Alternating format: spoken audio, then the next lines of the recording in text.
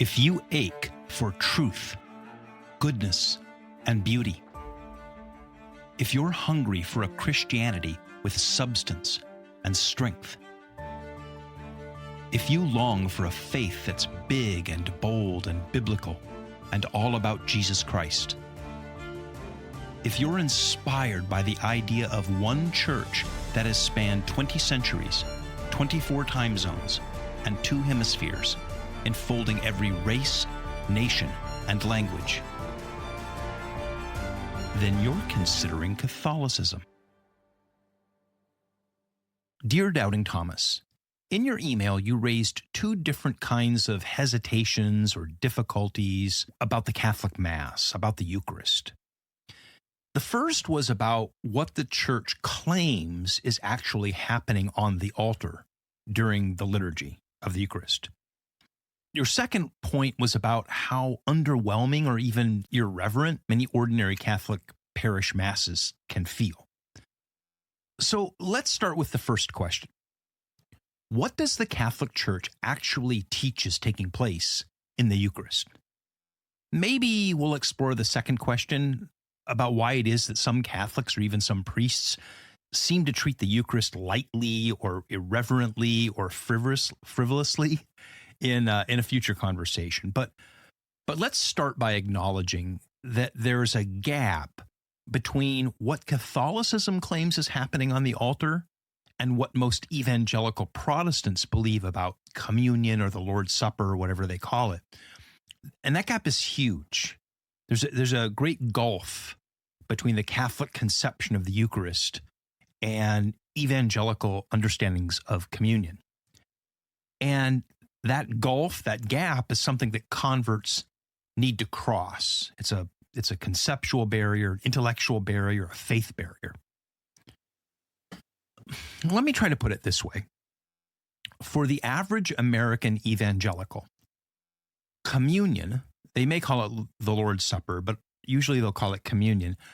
Communion is important, but it's not a really big deal. It's kind of like a medium-sized, maybe in some cases a small to medium-sized deal. You see, in the evangelical mind, communion is a method or means or maybe byproduct of faith.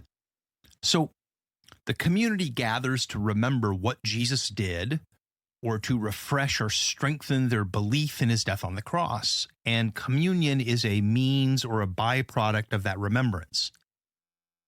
Because in the evangelical mind, the center of the Christian life is the decision of faith. Faith and the decision to embrace belief in Christ's identity and life, death, and resurrection. The faith decision, which is their assurance of salvation, and the Christian life becomes the ongoing work of believing and helping others to have that same belief. And in that context, in that conceptual frame, the Lord's Supper or communion reinforces that belief by gathering to eat, drink, and remember. That's a reinforcement of the faith decision and the urgency of sharing that with others so that they will believe. So basically, in the American evangelical mind, communion is valuable, it's useful, it's a way, like if you think of your faith like fuel for your life, for everlasting life, or then it's a way to sort of top off your tank of faith by periodically, stop at the gas station periodically to fill up your gas tank, or you plug your phone or whatever in to recharge the battery from time to time. In the same way, the idea is that from time to time, usually not weekly, but monthly or quarterly or something, there'll be some kind of a communion service to sort of top off your tank of faith or recharge your faith batteries by remembering what Jesus did for you. I mean, in the evangelical mind, that's sort of the function of communion. But in Catholicism, the Eucharist, which is what we call the Lord's Supper, is actually the source and summit, the sum and summary of the entire Christian life. Everything else in the Catholic Church is oriented towards the Eucharist because it is the real presence of Christ. It's the normal way we experience Christ through the sacrament of his presence. And that difference in significance, in weight between the modern evangelical understanding and the Catholic Church's understanding is why the Catholic Church's language and reverence and practices look so different from what most evangelical Protestants are used to. They see a Catholic Mass and they see everything surrounding the Eucharist, and it feels alien to them. You know, when I was still an evangelical, I couldn't understand why it was that Catholics made such a big fuss over communion. For me, for us, the Bible readings and the homily were the substance, the center of the worship service, and communion was kind of like a garnish, the icing on the cake that you occasionally did. I remember in the evangelical world, it depended on the church. Some of them might have a communion service monthly, quarterly, a couple times a year. It depended. But it wasn't the center. But once I grasped what the Catholic Church actually claims is happening in the Eucharist, then all of the fuss that the Catholic Church makes about the Eucharist made sense, made perfect sense. So let's unpack that. The Catholic Church's claim is straightforward and really kind of staggering.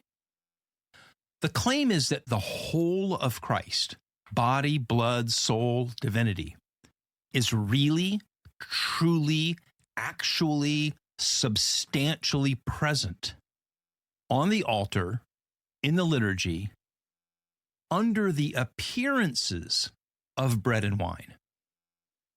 Because the Catholic Church says, in the Eucharistic prayer, the part of the liturgy where the priest consecrates the bread and the wine, at the words of consecration, that bread and wine is changed into the body and blood of Christ, while the appearances, what it looks like, tastes like, and feels like, remain the same.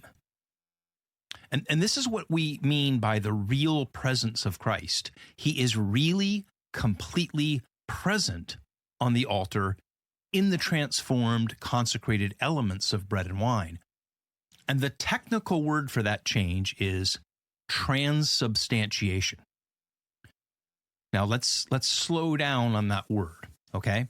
Because it's where a lot of people get stuck. The middle of that word, transubstantiation, is the word substance.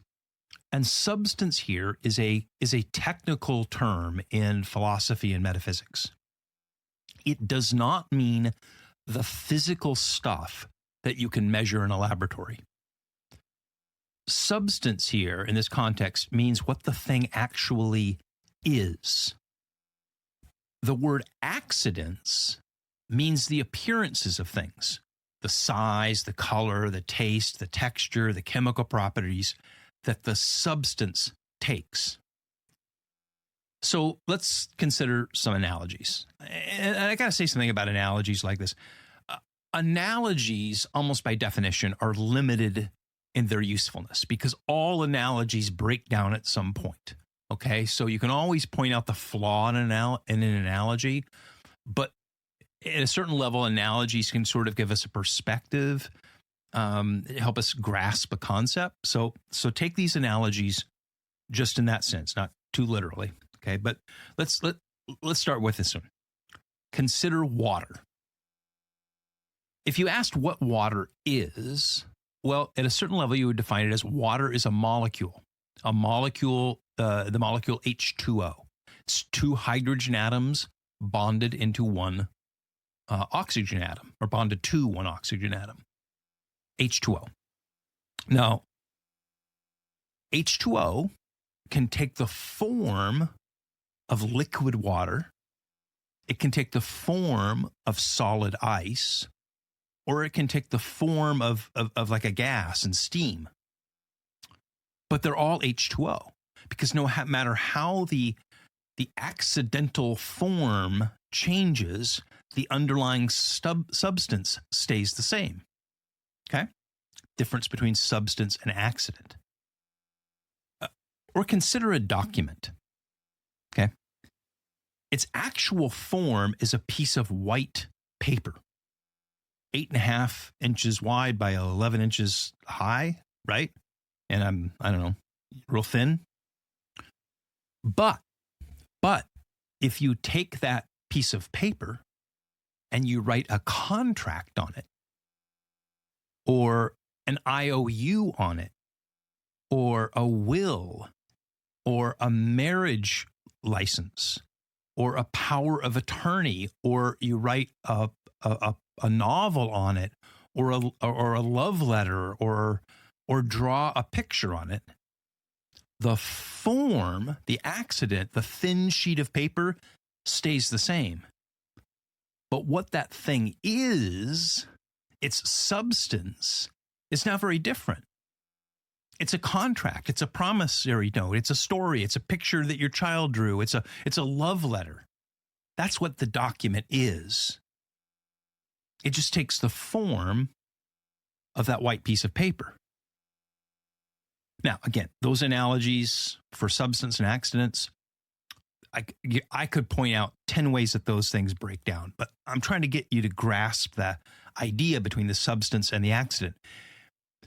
So let's apply this now to the Eucharist, because when it comes to bread and wine in general, in ordinary life, the substance and accidents of bread and wine stay together.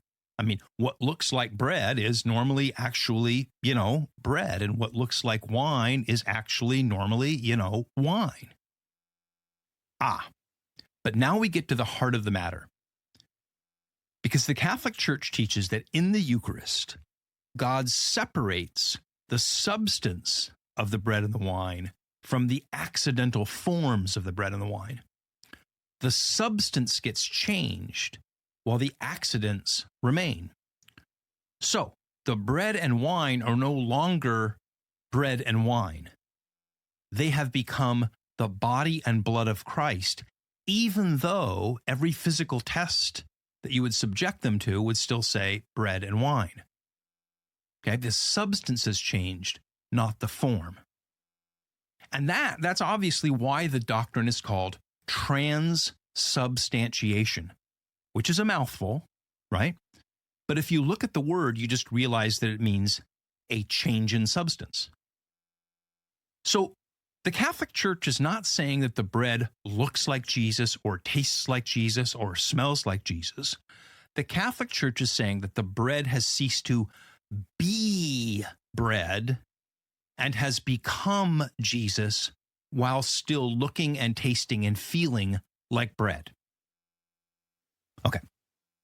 The standard Protestant response, and again, not all Protestants are the same. As I've said before many times on this show, one of the most frequent questions I get asked is, what is the Protestant position on X? And you go, well, there is no single Protestant position on X. It depends. Am I talking to a High Church Lutheran? Am I talking to a Methodist, a Mennonite? Am I talking to a Pentecostal, an evangelical? What flavor of Presbyterian am I talking to? What kind of Baptist?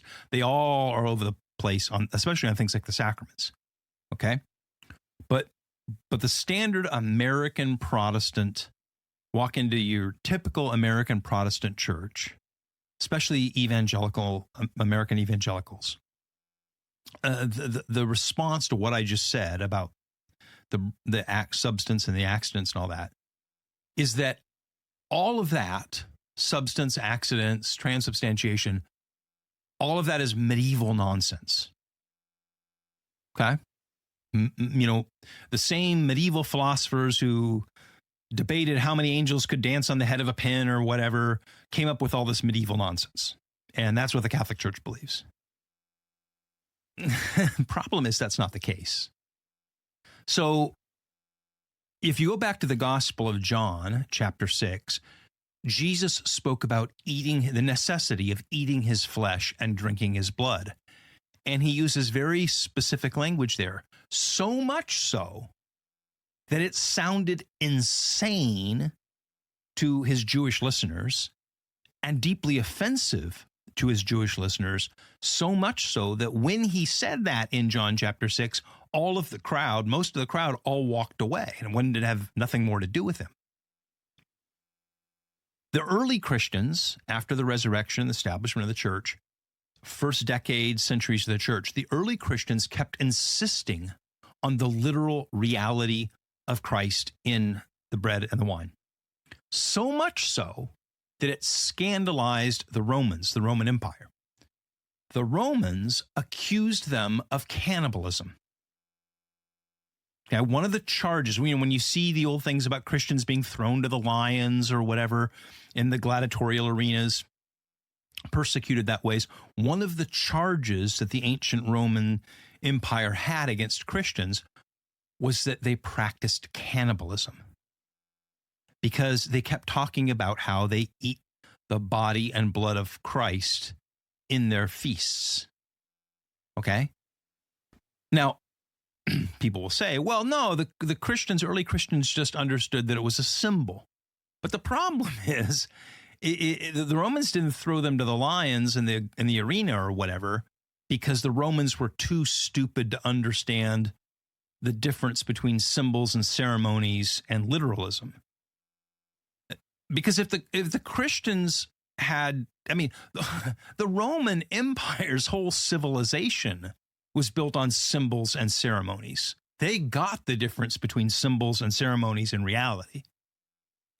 If the Christians had thought it was merely a symbol, all they had to do was say, look, it's only a symbol. It's a religious metaphor for a ceremony. And the Romans would have gone, oh, yeah, okay, we totally get that, like a bunch of stuff we do.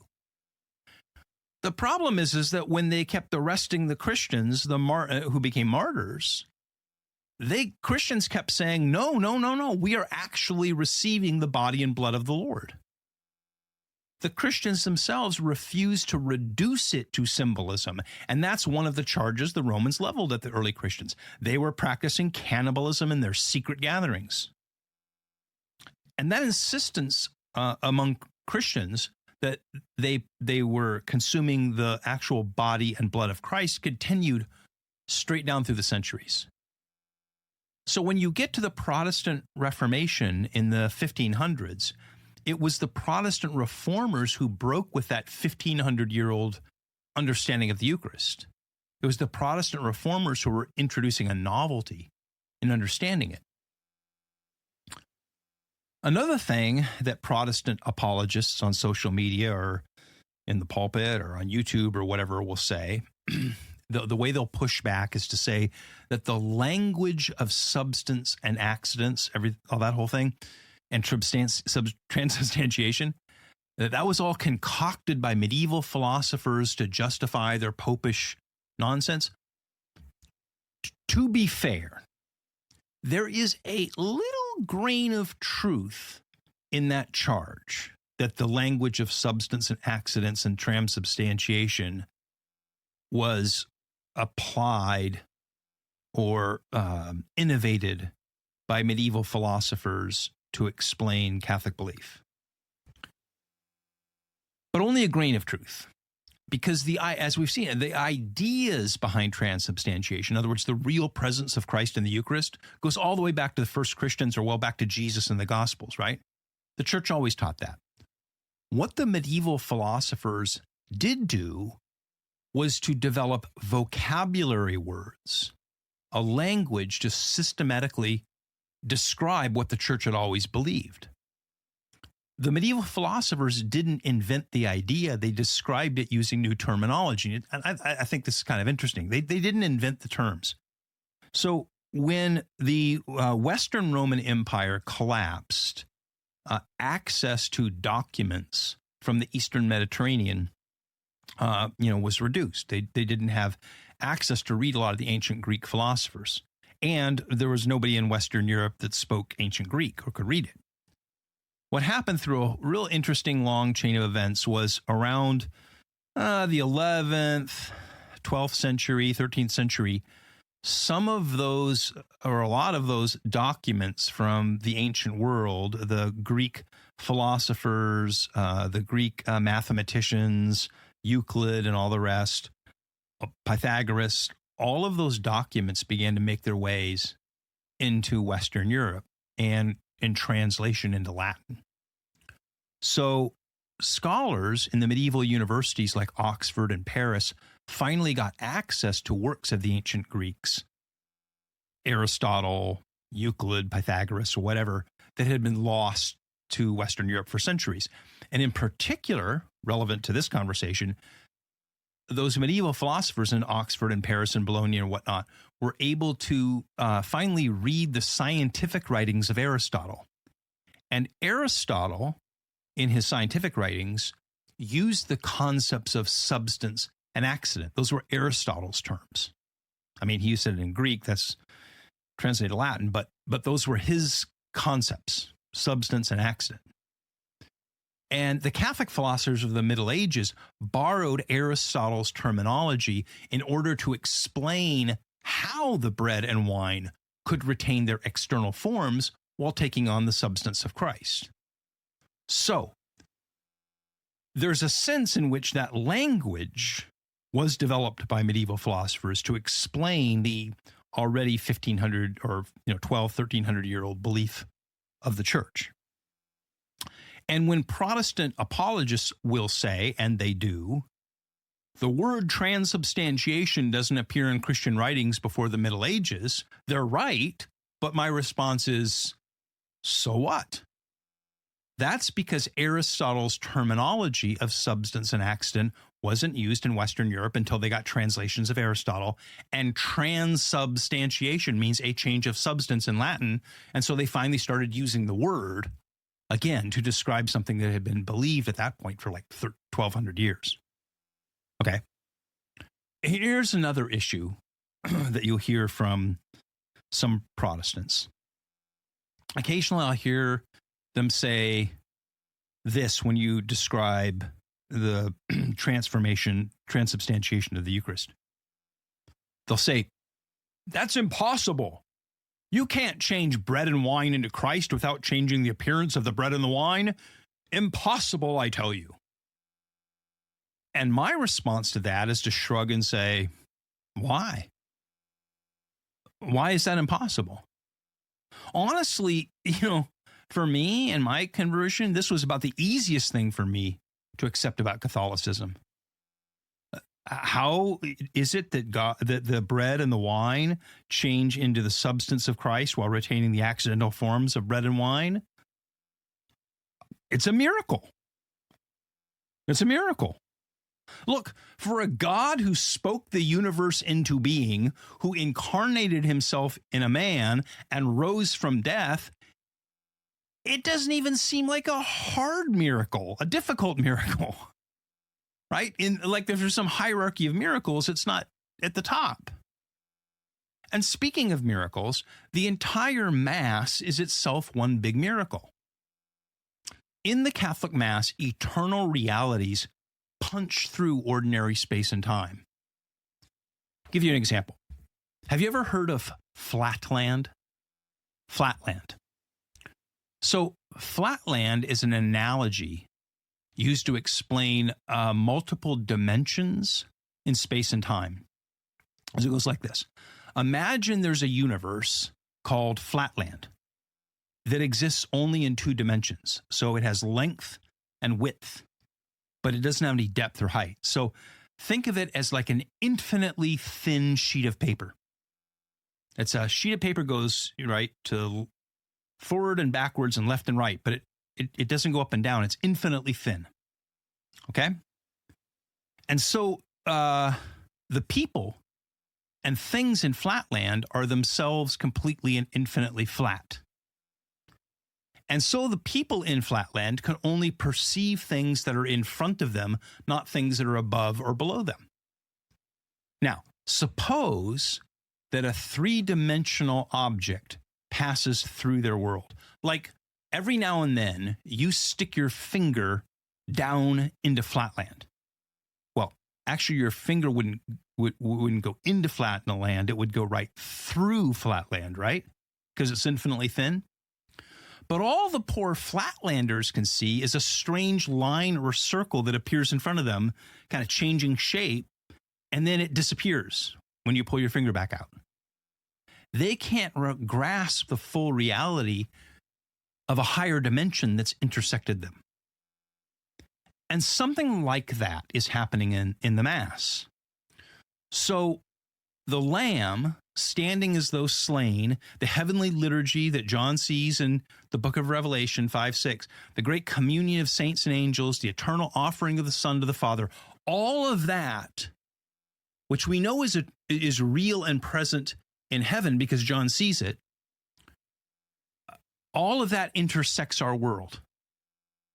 Now, we only perceive the small slice that can intersect our world for about 60 minutes on Sunday.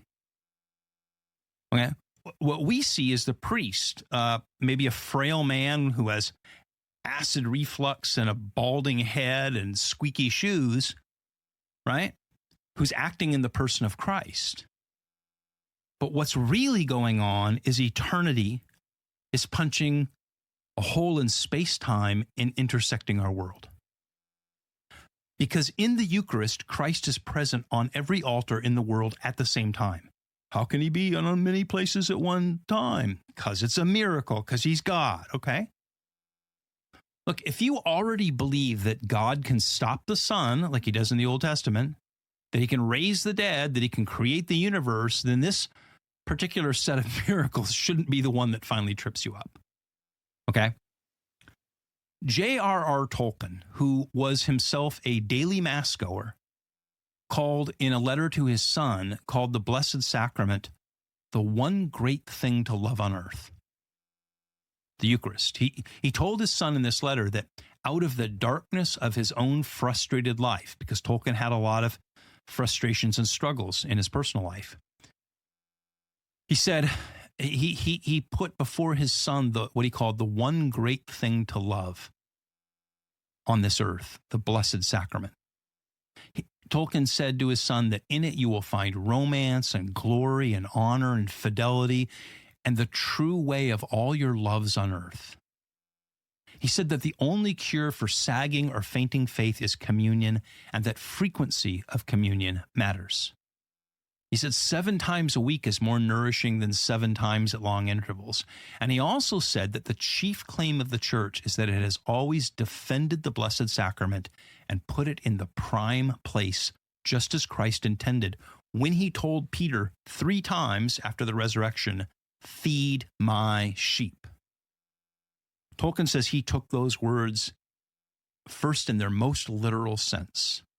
Feed them the bread of life, which is the bread of my body and blood.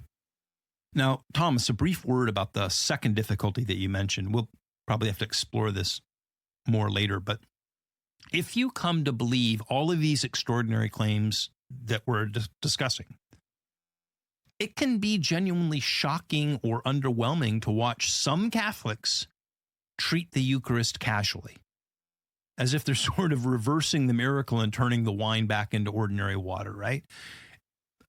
That human failure is real and painful. But it doesn't change the substance of the sacrament any more than a couple treating their wedding as a frivolous show changes the reality of the sacrament of marriage. Just because there's a gap between the claim, the reality, and the practice is a serious problem, and we'll talk about it at some point, maybe in a future conversation. But today, the question is simply whether the claim itself about the Eucharist is true. Not every parish lives up to the reality. But the central issue is whether Christ is truly present under the appearances of bread and wine, and whether the Mass makes present his once and for all sacrifice, because that's the claim the Catholic Church makes. It's the claim that has scandalized people since the first century when Jesus said it in John chapter 6, since the early Christians said it to the Romans. But it's also the claim that has sustained saints and ordinary believers for 20 centuries. You know, you don't have to resolve every liturgical frustration that you have or hesitation or doubt before you weigh the question. first decide whether the church is telling the truth about what's on the altar. And the rest can be faced after that. Thomas, you're not alone in this. Keep going.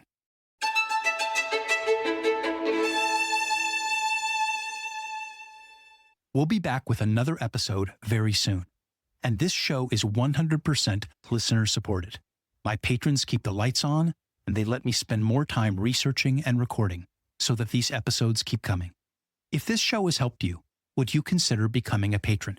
For as little as $5 a month, you'll get every regular episode organized into topical playlists, plus exclusive bonus content, extra video Q&As, deep dive courses, live streams, and more. Just head to patreon.com/considering Catholicism or tap the link in the show notes. And would you please rate the podcast on whatever platform you're using and write a review on Apple Podcasts or on consideringcatholicism.com. And you can drop me a line. Patrons can comment directly on Patreon posts or Spotify. I read every one. Or you can always use the contact form at consideringcatholicism.com, or you can email me at consideringcatholicism@gmail.com. I love hearing your questions, your comments, and your stories.